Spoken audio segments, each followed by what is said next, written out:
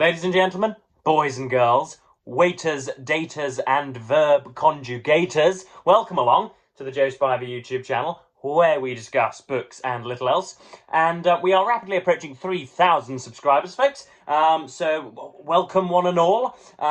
You will all soon be, very soon anyway, be getting in the post, your letters of invitation for the swearing-in ceremony, for when indeed I do get 5,000 subscribers. I'm sure you'll admit that it's only a matter of time before that rather puny accolade is passed. And yeah, before long, we'll all be getting together under plush red carpets, and you'll be, sort of genuflecting at my altar, and you'll be kissing the ring, or you'll all be sworn in, so that when I do take fascistic control of Great Britain and Northern Ireland, you can guarantee your own family's safety, a seat at the round table, and of course tax exemptions for all of your free market enterprises. So yes, please do click the subscribe button. It would be nice to get over 3,000 this weekend or on this Sunday. Yeah, that would just be tremendous. And it would mean, of course, as I say, that your families will remain unmutilated when I do eventually take power. But yes, for any of you guys that are new, I may as well just describe myself before I do indeed go on to give you my March TBR. I am I mean, what have I been in the past? I've been I've obviously been a student at school. I have been a sort of a frolicking young little boy in some of the grasslands. I've also been a salesman of premium cycles at a shop which regularly sold bikes north of £10,000. I'm still a cycling addict. I have been an Anglo-Peruvian star of horrible penetrative pornography, but I've put those days aside now, folks. I couldn't keep taking those tablets. They were sort of increasing the size of my member, but they were also increasing the size of my Adam's apple as well. So I was starting to look like one of those Portuguese cyclists that you see with one of those huge sort of tennis balls in their throats. So I had to give that game up, unfortunately. I was an undergraduate at the tertiary education institution of it's a Russell Group University in the north of England, from which I did not matriculate because I found that it was ideologically captured and was too hot to hold me, as it were. I didn't want to waste one final year there, so I've done 66% of an undergraduate's degree in English literature, and I think the phrase is copped out or bailed out. I'm now a filthy miscreant, an absolute dropout. So that's me, folks. I've got a right stack here for what I'm probably going to be reading in March, or at least what I'm going to be able to read and detail to you in March. I'll get on at the end of this video. There is a reason why I now read books which, as I say, I cannot detail on YouTube for sort of professional and legal purposes, but we'll get into that at the end. So hang tight. So yes, we're gonna get into what we'll be reading in March, or what you're going to be seeing reviewed on this channel in March, hopefully anyway. Or at least, yeah, I'm going to give you a bit of a smorgasbord of what may or may not turn up, because of course, as well we know, I do a TBR, but I very rarely stick to it. Things catch my eye and things become boring, or yeah, as I say, some unexpected readerly garden rake comes up and thwacks me on the forehead, and I find reason to read something that I didn't foresee beforehand. So this is what I'm reading just right now. I'll be probably reviewing this. I'll actually be recording it maybe a little bit later today or tomorrow, and it'll be going out sort of Monday, Tuesday time. This is RTO Jeeves by P.G. Wodehouse. I think that the second novelisation of Wodehouse's prose. This is, yeah, the second in the series, and is absolutely unerringly delightful. It is absolutely fantastic. It's had me chortling and shaking my head and, spluttering into my tea and all of this. It's so very good. And I can't wait to read it out in my best Etonian accent. And yes, so that I can best impersonate Bertram Wooster himself. Obviously, this was popularised by Stephen Fry and Hugh Laurie, who were themselves not old Etonians, but at least I think old Oxfordians, or were alumni of Cambridge. So yeah, obviously it's still well planted in at least the British cultural consciousness. But these are really, really good. It's obviously Bertram Wooster, who is a sort of bibulous and flippant and just highfalutin, hoity-toity, complete wastrel, who just happens to have seemingly many thousands of pounds to spend on the rest of his life. And you've got a more perspicacious, more subtle, obviously therefore more polite butler, Jeeves, whose capabilities you sense that, especially in this novel at the start anyway, Worcester is very, very resentful of. And it's just great that there are so many there are so many hyphenated surnames in here. What's his name? Gussie Finkelnottle is the main gentleman who is up for marriage and things. It's just, yeah, if you've never been to Britain, then this is obviously your prototypical image of what British life is like. But yeah, it's just so very good, and I'll be done with it probably by the end of the day, and we'll be yeah, doing a video for you tomorrow, hopefully. So yes, this is yeah, P.G. Wodehouse, RTO Jeeves. It's March now, and I'm reading it, so it's going to be finished in March, and I'm going to want to get my hands on every single piece of Woodhouseian prose out there, because this is splendid and is very scorchingly enjoyable. It's very enjoyable, but it's all, you can also tell that there are all sorts going on. It's not a guilty pleasure. It's something that I would be proud to hold up in church of a Sunday and say that I'm reading without shame. So yes, that's RTO Jeeves with my fine Blackwell's bookmark in the middle. Next up, sort of standing alone on its own at the moment, is Hilary Mantel's Wolf Hall. I detailed this in a book haul, I think, quite a while ago. I picked it. It's been in my collection for a little while now, and a particularly dear and dear and special subscriber with whom I've been having excellent readerly chats and the like over the last few weeks has recommended this and has said that yeah, I really ought to read it, and so I'm going to nod along and you know, vox populi vox Dei. I am the man of the people. I shall do what you crowds and throngs wish. Yes, so this is in Wolf Hall. Hilary Mantel brings the opulent, brutal world of the Tudors to bloody, glittering life. It is the backdrop to the rise, I mentioned this last time, I think that's a typo on the blurb, but anyway, it is the backdrop to the rise of Thomas Cromwell, lowborn boy, charmer, bully, master of deadly intrigue, and finally, most powerful of Henry VIII's courtiers. So yes, it's a beautiful title, feels nice and thick, and yeah, it looks longer than it is. It's only about 400 or 500 pages, but this looks like a mammoth, which is a foreshadow of what's to come. So yes, that's the War of the Roses there. I think you've got the Tudor Rose, and obviously what came from that is the Lancastrian Rose and the Yorkshire Rose. So yes, that's Wolf Hall that I'll be getting into. Next up, one of the two major booktube events which have caught my eye that are available in March was March Mystery Madness, and I did actually realise when looking at I'm sinking in my chair when looking at all of these books before actually making this video, I noticed how sort of, let me just move my chair up, goodness me, talk amongst yourselves. When I was compiling these books, I was thinking how quintessentially British everything was. Everything is either written by a British author about something quintessentially British, about crumpets and toast and, you know, sort of port and soda on the veranda, or they're indeed, yeah, just about very typically recognised British figures. And this is no different with my huge largesse of mystery novels that I've got to read in for March Mystery Madness. They're all by Agatha Christie. First of all, we have Sparkling Cyanide. These are all published. These are all tiny little things that you could maybe fit into a sort of builder's pocket. Not a denim pocket, but something like that. These are printed by Collins, and they are... This is printed and bound in Portugal. But they are, yeah, look at those nice little things there. Look, there you've got the back. You've got some praise from the Manchester Guardian, the Daily Telegraph, the Scotsman. So they're all part of the Crime Club. So if any of you guys have these rather fine copies of Agatha Christie's Mysteries, then please do let me know. That's what the text looks like. So it's not too small, not too large. That looks legible and excellent. So yes, that's Sparkling Cyanide. My dad has 15 and 20 of these, both of Poirot and of Marple downstairs, and so I've just picked up 3 or 4 that I might delve into in March. Next up we have that's an illegible front cover, but I know from the spine that it is The Body in the Library. Could that have been done worse? I'm not altogether sure. I think that's awful. Whoever designed that front page wants sacking. But next up, yeah, so that's again by the Crime Club. It's all the same printer's edition.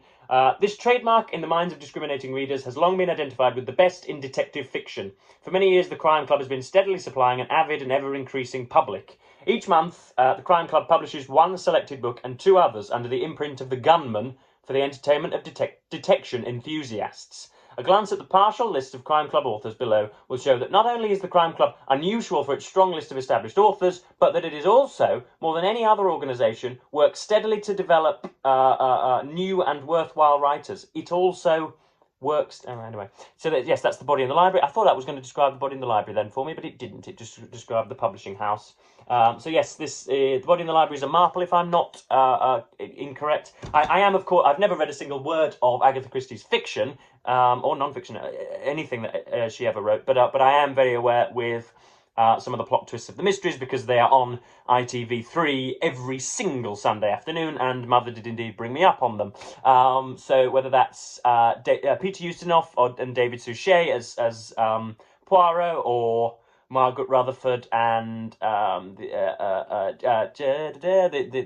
new Marple is going. Her name is going to evade me, but Geraldine McEwen. Is it Geraldine McEwen? Yeah, I think that's right.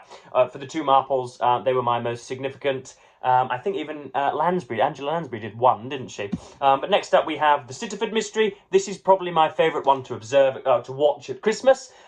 This is the story of basically, I think, a long-lost son from India who comes to take revenge during a snowy weekend. It's always on at Christmas when, when the pipe, tobacco, ash and Brussels pate are piling up in equal quantities by your sides. You can always rely at 2:30. The Cityford Mystery will be on probably on the 23rd or 24th of December, and this is no different. That seems to be, though, somebody, the people joining hands for a séance. I don't quite remember it being as particularly spooky as that, but maybe the novel is slightly different. Yes, or novella even. So that's the Cityford Mystery, and then last but not least we have Evil Under the Sun. This is a Poirot, I do believe, and I much prefer Peter Ustinov in this. He is a sort of portly, lardacious man in complete cream all of the time. He never seems to wear any colour but magnolia, and it's really, really, really enjoyable to watch.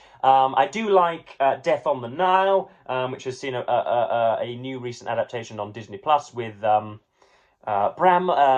Wilfrid Bramall, that's Steptone's son, Kenneth Branagh, and I enjoyed watching that as well. So I do enjoy the digital editions, but I haven't read a word of Christie's prose, but for March Mystery Madness, I thought I may as well get my teeth into them. And then we have three contenders for the final topic of March, which has gripped my attention on BookTube. I believe there are probably 7 or 8 things that I could get into. Something about this, there's no place like Rome, which will of course be, hopefully will only make a sort of glancing reference to the ridiculous trend that took place in November and December, in which a muesli-minded, dim-witted girlfriend went over to an even more muesli-minded and dim-witted boyfriend and asked him just how much it is he cogitates, or at least how often Rome occupies his mind, and then he would give a wittingly false answer, something like 3 times a day. I only think about Rome whenever indeed I am flushing the toilet.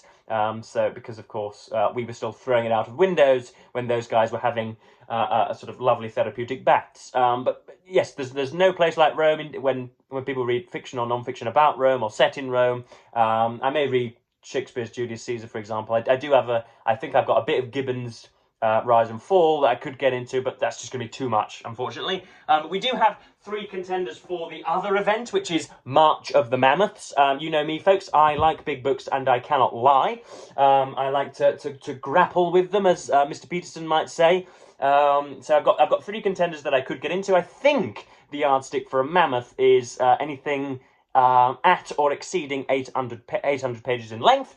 So I have 3 of those for you guys. I've got, first of all, if you've got goggles, folks, then now might be the time to pop them on, because this is a particularly garish copy.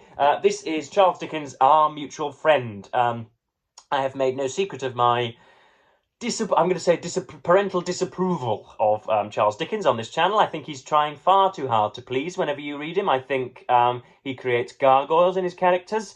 He sort of elasticizes the stereotypes of good people and bad people and crazy people and weird people. I don't think you could really call him a social realist, and many people have argued in the comments whether we ought to regard him as some sort of magical Gothic writer or indeed a social realist. So this is Our Mutual Friend. John Harmon returns to London from exile at his father's death to claim his inheritance, but he finds he is eligible only if he marries Bella Wilfer, and in order to observe her character, he assumes another identity and secures work with his father's foreman, Mr. Boffin, who is also Bella's guardian. So I'm already not interested just by the first section of that. But yeah, this is something that I picked up a little while ago, and it's just a shade over 800 pages, so it will count. It'll be a slog, and I do indeed hope that 17 of you don't comment saying, you must read Our Mutual Friend or I will despise you forever and after. So I really don't want to get to this if at all possible. I want to like Dickens, and I suppose that means I'm going to have to chew through something long again, but I would really rather it were not this. But that's Our Mutual Friend. Next up we have, I'm not sure whether this is a mammoth or whatever. I don't think we have yet found a sort of wild beast that would fit for this, but this is Tolstoy's War and Peace, which I said I was certainly going to read over the next year or so when I made my very popular video about whatever it was, 11 or 12 classics you should read with me in 2024. We've already gotten through quite a few of those, but on that was Tolstoy's War and Peace. This is either a sort of a chirpy little goblin on my shelf that's begging me to be read or whatever, and it's got little bits of yellow sputum coming from its nose. It's really off-putting, or it is just so very intimidating that I dare not open its first flap. This is, for all interested, this is the Louise and Alma Maud translation from 1922 and 23, but that's a particularly, I don't know, sort of Regency cover on there. But yes, this is, I know all about the historical context. I know hopefully what I'm going to feel. I know that it is regarded as, I think, the finest novel ever written. Obviously, I can't read it in the original Russian, but it's been playing on my mind. It's enormous, and it's already, look, as all good members of Saruman's Hurukai have, it's already got a huge scar down its face telling me how very dangerous and lethal the bloody thing is. Yes, but this is with the infamous conclusive essay on the rudiments of history and historical interpretation. This runs to an unsightly, princely 960 pages with real small type. That small print's not good for your eyes, folks. So yes, that's Louise and Alma Maud, War and Peace. It's certainly a mammoth, and do you know what? I might just go ahead and do it. My great booktube friend Renee, the left-handed reader, famously read one chapter a day for a year because it's got something like 350 chapters. I will be reading it quicker than that if ever I do so. I will be hoping to charge through it in about a fortnight if, and indeed, I do bite the bullet, I think would be the phrase, wouldn't it? Yes, I don't know why it is that I'm so intimidated. I've read Anna Karenina, I've read Brothers Karamazov, but I know that this is much longer than that, and I know that there will be parts where it is inevitably dull, because nobody can be profound for 1,000 pages, or feel free to correct me in the comments, but yeah, for some reason I have trepidation. So yes, that's that, and then the final contender for March Mystery Madness, not March Mystery Madness, for March of the Mammoths, is again something that I've shown you on this channel, and is usually used when I have my camera propped against it for stability when I'm recording these stately videos. This is The Life of Enoch Powell by Simon Heffer. Like the Roman is its title, and there is the just the rancid and unrepentant bigot right there. So this is Simon Heffer, who is a columnist for The Telegraph, whose comedic surname I will not comment on here, but Heffer in this country is the vernacular for a rotund person, and he does happen to be particularly unhealthy with a rather large BMI, but we're not going to mention that, folks, because we don't make aesthetic comments on this channel, do we? But yes, Mr. Heffer rather laughably announced on one of the Telegraph's YouTube videos the other week that there would not be a recession in the UK, only for it to be announced 4 or 5 days later, and he then went and praised his local MP, Kemi Badenoch, or whatever. So the current perspicacity of Mr. Heffer has been brought into question, but I've heard from authoritative sources that this is a damn good biography. This is absolutely huge and is written in, obviously, on A3 paper, it looks like. This is, well north of 900 pages as well. So, Enoch Powell is still he still has a cultural centrality with a particular demographic in this country.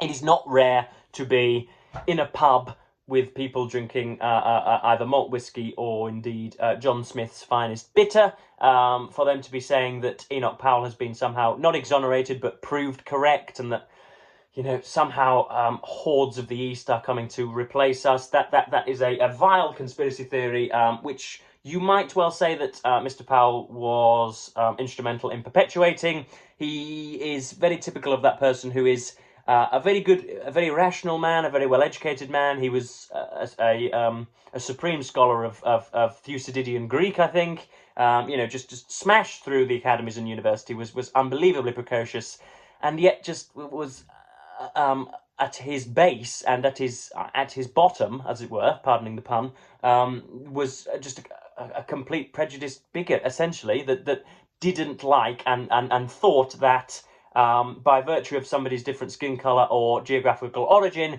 they were somehow perhaps inferior or, you know, more given to flights of barbarity or whatever. And you know, we see that peopling, or at least poisoning, our public debates today in this country. So it'd be nice to see what Mr. Heffer's got to say about him. I'm sure he'll say, oh, goodness me, the liberal media have made rather more of him than he was, or whatever. So we shall see. But that's, like the Roman, that's probably going to be the one that I'll get into for March of the Mammoths. But